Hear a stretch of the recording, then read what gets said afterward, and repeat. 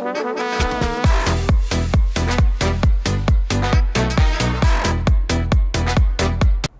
Topic दोस्तों हमारे सामने आ चुका है जिसका नाम है statistic as singular noun. Definition पढ़ते हैं। लिखा गया है स्टैटिस्टिक में be defined as collection, presentation, analysis and interpretation of numerical data. आपको डेटा को सबसे पहले कलेक्ट करना है, प्रेजेंट करना है, एनालाइज करना है और इंटरप्रेट करना है, रिजल्ट भी देना है। जैसे अकाउंट में करते थे ना, accounting art of recording, classify, summarizing the data in significant manner, data which is a part of any financial character and interpreting the result thereof. Definition हमने रटी भी होगी बहुत अच्छे से। सेम स्टैट्स में भी करते हैं, डेटा को कलेक्ट करते हैं, एनालाइज करते हैं और उसके बाद प्रेजेंट करके और इंटरप्रेट करते हैं डेटा का मीनिंग क्या है। कैसे कैसे करते हैं वो बता देता हूँ। कलेक्शन के दोस्तों हमारे पास सोर्सेज हैं, सेंसस मेथड, सैंपल मेथड है, ठीक है। ऑर्गेनाइजेशन में हमारे पास सोर्सेज है, एरे से कर सकते हैं, टेलीवार से कर सकते हैं। प्रेजेंटेशन के सोर्सेज है, टेबल, ग्राफ, डायग्राम से कर सकते हैं। एनालाइज करने के लिए आप परसेंटेज, एवरेज, कॉरिलेशन, रिग्रेशन ये सब कर सकते हैं। और इंटरप्रिटेट करने के लिए दोस्तों आप magnitude of percentage, average, degree of relationship between different economic variables, इन सब चीज़ों को करना चाहें तो कर सकते हैं दोस्तों, ध्यान रख के चलेंगे। अगला टॉपिक आता है हमारे पास सब्जेक्ट मैटर ऑफ स्टैटिस्टिक। दो तरह के सब्जेक्ट मैटर है दोस्तों स्टैट्स के, एक का नाम है डिस्क्रिप्टिव स्टैट्स, एक का नाम है इन्फ्लुएंशियल स्टैट्स। पढ़ते हैं और जानते हैं दोनों में क्या फर्क है दोस्तों। लिखा गया है descriptive statistic refers to those methods which are used for the collection, presentation as well as analysis of data. These methods relate to estimation of measurement of central tendencies. by descriptive के अंदर सारे method use करता हूं जो collection, presentation और analysis में काम आते हैं। बस सिंपल से कलेक्शन, प्रेजेंटेशन और एनालिसिस में काम आते हैं, ठीक है। जबकि influential stats refers to all such method by which conclusion are drawn relating to universe और population on the basis of given sample. भाई इन्फ्लुएंशियल में मैं कंक्लूजन ड्रॉ करता हूं पूरी यूनिवर्स और पॉपुलेशन को लेकर, ठीक है। मतलब डिस्क्रिप्टिव में कलेक्शन होगा, एनालिसिस होगा और ज्यादा से ज्यादा मैं प्रेजेंट कर पाऊंगा, जबकि उसका जो कंक्लूजन निकलेगा कंपेयर करने के बाद जो पूरे वर्ल्ड लेवल पे कंक्लूजन निकलेगा दोस्तों वो जाएगा इन्फ्लुएंशियल स्टैट्स में। तो डिस्क्रिप्टिव में डिटेल वर्जन है, लेकिन इन्फ्लुएंशियल में आपकी जो इंफॉर्मेशन है उसको मोस्ट फैसिलिटेटेड मैनर में कंक्लूड करा जाएगा और उससे एक्यूरेट कंक्लूजन निकाला जाएगा पूरे पॉपुलेशन, पूरे वर्ल्ड की पॉपुलेशन या पूरे इंडिया की पॉपुलेशन के हिसाब से। वाओ, काफी ज्यादा डिटेल में जाएंगे हम दोस्तों। अगली आती है हमारी लिमिटेशन ऑफ स्टैट्स दोस्तों। स्टैट्स के कुछ लिमिटेशन है, स्टैट्स में कुछ कमी है। क्या क्या लिमिटेशन है स्टैट्स की, पढ़ते हैं दोस्तों। सबसे पहला पॉइंट है study of numerical fact only. Stats केवल और केवल न्यूमेरिकल फैक्ट्स को पढ़ता है। क्वालिटेटिव डेटा की कोई कदर ना तो थी, ना है और ना होगी। स्टैट्स सिर्फ पढ़ेगा न्यूमेरिकल फैक्ट को, मतलब 57, 64, 92, 86 कुछ भी ले लीजिए नंबर्स को, good, better, best, rich, poor, इन सबको नहीं पढ़ के चलते हम स्टैट्स में, ध्यान रख के चलेंगे दोस्तों। दूसरा study of aggregate only. Single number कभी स्टैट्स नहीं बनाता, आपको स्टैट्स बनाने के लिए बहुत सारे नंबर को कंस्टिट्यूट करना पड़ेगा। राम है 54 रुपीज, ये स्टैट्स नहीं है, तभी स्टैट्स बनेगा जब ये कंपेरेबल होगा और कंपैरिजन करने के लिए कम से कम एक इंसान तो चाहिए। तो एक इंसान की कोई कदर ही नहीं है स्टैट्स में, सिंगल इंसान की कदर नहीं है स्टैट्स में क्योंकि वो कंपेरेबल नहीं है। ये बड़ी दिक्कत है स्टैट्स की।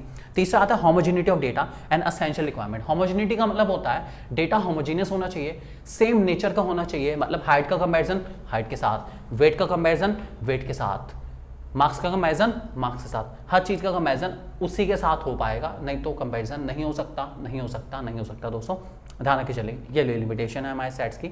अगला result are true on average only. मैंने आपको बताया था कभी कभार हमारा जो डेटा होता है वो मैं एवरेज या एज्यूम करके चलता हूँ कि भाई ऐसा हो गया, तो उस टाइम पर रिजल्ट को मैं एवरेज बेसिस पे ट्रू मानता हूँ या हाइपोथेटिकल बेस पे ट्रू मानता हूँ, मतलब मान के ही चल सकता हूँ कि ये डाटा सच है, असल में हो या ना हो कोई गारंटी नहीं है बिल्कुल। अगला without reference result may be proven to be wrong. अगर मैं किसी भी स्टैटिस्टिकल फिगर का दोस्तों कोई भी रिजल्ट, ठीक है, या रेफरेंस नहीं दे पाता बिल्कुल भी, तो जो मेरा रिजल्ट आ रहा है उसको रॉन्ग माना जाएगा। बिना रेफरेंस के स्टैट्स में किसी रिजल्ट की कोई कदर ही नहीं है दोस्तों।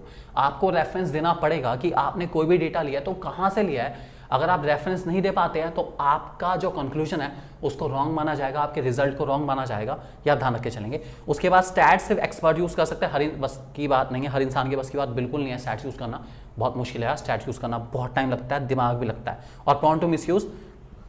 गलत इंसान के हाथ में स्टैट्स आ गया तो स्टैट्स का गलत यूज करना इंसान को बहुत अच्छे से आता है। वो कुछ का कुछ कर सकता है और बहुत कुछ का तो बहुत ही कुछ कर सकता है दोस्तों, ध्यान रख के चलेंगे। अगला आता है functions and importance of stats, जो कि मोस्ट इंपॉर्टेंट टॉपिक है। सबसे मोस्ट इंपॉर्टेंट टॉपिक में एक तो फीचर है स्टैट्स के, कोई से 3 फीचर आप याद कर सकते हैं। लिमिटेशन कर सकते हैं कोई से 3, और इंपॉर्टेंस तो सबसे ज़्यादा इंपॉर्टेंट है, इसलिए मैं कहूँगा कम से कम 4 याद करना बहुत इंपॉर्टेंट है, सबसे ज़्यादा बार आती है। स्टैट्स की डेफिनेशन के साथ इंपॉर्टेंस वाला क्वेश्चन सबसे ज़्यादा बार रिपीट होने वाला क्वेश्चन है, ध्यान रख के चलेंगे। सबसे पहले पॉइंट आता है हमारे पास quantitative expression of economic problem. देखिए एग्जाम्पल लेके चलते हैं। हमारे इंडिया में अनएम्प्लॉयमेंट काफ़ी है या बहुत ज़्यादा अनएम्प्लॉयमेंट है, ठीक है, इससे इतना मज़ा नहीं आता, लेकिन हमारे इंडिया में 10 करोड़ लोग अनएम्प्लॉयड है। ऑब्वियसली बात है, जब 10 करोड़ वाली फिगर माइंड में आएगी ना, तो इंसान का एक्सप्रेशन और इंसान का मैग्नीट्यूड ऑफ चेंज अलग होगा, देखने का नजरिया बदल जाएगा। जबकि अगर मैं कहूँ इंडिया में कुछ लोग अनएम्प्लॉयड है, अब कुछ का मतलब मुझे नहीं पता कितना है, लेकिन मैं कहूँ 10 करोड़ लोग अनएम्प्लॉयड है, तो उसका एक्सप्रेशन कुछ और होगा, वहां पर सीवियर इंपैक्ट करेगा। और यहाँ पे कंक्लूजन भी ज्यादा अच्छे से लिया जाएगा कि इंडिया में 10 करोड़ लोग अनएम्प्लॉयड है, इनके लिए कुछ करो, इन्हें नौकरियां दो, तो फर्क ये बढ़ जाता है। इसे कहते हैं quantitative expression of economic problem. तो जब मैं उसको क्वांटिटी में बोलूंगा तो एक्सप्रेशन दोस्तों बदल जाएगा। दूसरा पॉइंट है working out cause and effect relationship. Economics में जितने भी हमारे इकोनॉमिस्ट हैं वो वर्कआउट करते हैं कॉज एंड इफेक्ट रिलेशन पर, और कॉज एंड इफेक्ट का जो दोस्तों रिलेशन है, जब वो क्वांटिटी में आता है ना तो मजा आता है। जैसे एग्जांपल, गवर्नमेंट ने कोई स्कीम चलाई, कोई भी मान लीजिए मनरेगा चलाई, Mahatma Gandhi national rural employment guarantee act, और Mahatma Gandhi national employment guarantee act scheme के अकॉर्डिंग 10 लाख लोगों को नौकरियां मिली। तो इंपैक्ट नजर आ रहा है दोस्तों कि एक स्कीम 10 लाख लोगों को बेनिफिट दे रही है। तो यहां पर workout cause and effect relation आएगा दोस्तों कि क्या कॉजेज है, क्या इफेक्ट हो रहा है, हर एक चीज के पीछे की जड़ पता चल जाएगी, किससे क्या फायदा हो रहा है, किससे क्या नुकसान हो रहा है। और जब क्वांटिटी में बात करेंगे ना तो मजा आएगा कि किस स्कीम से कितना ज्यादा फायदा हुआ है, पता चल जाता है दोस्तों, ध्यान रखे चलेंगे। तीसरा आता है इंटरसेक्टोरल एंड इंटरटेम्पल कंपैरिजन। इंटरसेक्टोरल का मतलब है इकोनॉमी के तीनों सेक्टर, प्राइमरी सेकेंडरी टर्शरी, क्या क्या कंट्रीब्यूट कर रहे हैं, कितना कितना कंट्रीब्यूट कर रहे हैं। और इंटरटेम्परल का मतलब किस किस टाइम पे इकोनॉमी के अंदर कितना कितना कंट्रीब्यूशन आ रहा है। 2001 में कितना था, 2011 में कितना था, 2021 में कितना है, 2031 में कितना होगा। हर 5 साल हर 10 साल के बाद मैं कंपैरिजन कर सकता हूं कि एग्रीकल्चर सेक्टर तरक्की कर रहा है या एग्रीकल्चर सेक्टर डिक्लाइन हो रहा है, इंडस्ट्रियल सेक्टर बढ़ रहा है नहीं बढ़ रहा है। मुझे सेक्टर के अकॉर्डिंग सब डिटेल मिल जाएगी और टाइम के अकॉर्डिंग सारी डिटेल मिल जाएगी कि किस टाइम पर क्या क्या हमारी इकोनॉमी में हो रहा है, प्राइसेस कितने ज्यादा बढ़ रहे हैं, कितने ज्यादा गिर रहे हैं, क्या क्या इकोनॉमी फेस कर रही है, ये सब डिटेल आपको पता चल सकता है दोस्तों स्टैटिस्टिक के थ्रू दोस्तों, ध्यान रखे चलेंगे। और लास्ट पॉइंट आता है हमारे पास construction of economic theories and economic model.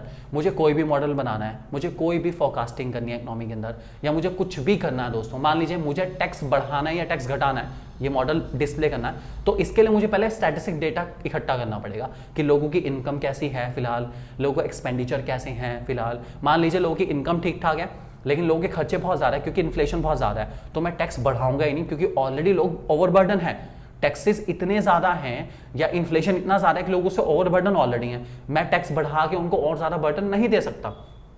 तो स्टैटिस्टिकल डेटा के बेस पर दोस्तों मैं इकोनॉमिक थ्योरीज और इकोनॉमिक मॉडल को कंस्ट्रक्ट कर सकता हूँ और बता सकता हूँ कि किस टाइम पर क्या होना चाहिए और क्या नहीं होना चाहिए, ध्यान रखे चलेंगे। फोरकास्टिंग में हम इकोनॉमिक फोरकास्टिंग कर सकते हैं, जैसे 2021 में पॉपुलेशन कितनी है उसके बेसिस पे हम 2031 की गैस कर सकते हैं। ये सब कुछ स्टैट्स में पॉसिबल है दोस्तों, ठीक है। पॉलिसीज बना सकती है गवर्नमेंट इसी स्टैट्स के दम पर, और इक्विलिब्रियम भी डिटरमाइन कर सकते हैं, चाहे वो कंज्यूमर इक्विलिब्रियम हो, प्रोड्यूसर इक्विलिब्रियम हो, मार्केट इक्विलिब्रियम हो, सबके सब इक्विलिब्रियम स्टैट्स से तो डिटरमाइन होते हैं यार, डिमांड सप्लाई इक्विलिब्रियम सब निकालते रहे दोस्तों। तो ये था हमारा फर्स्ट चैप्टर पूरा कंप्लीट। मुझे उम्मीद है आपको वीडियो बहुत अच्छी लगी होगी। वीडियो को लाइक करिए, चैनल को सब्सक्राइब करिए और शेयर करना बिल्कुल नहीं भूलिएगा दोस्तों। आपका अपना यूट्यूब चैनल 1 to 1 क्लासेस दोस्तों।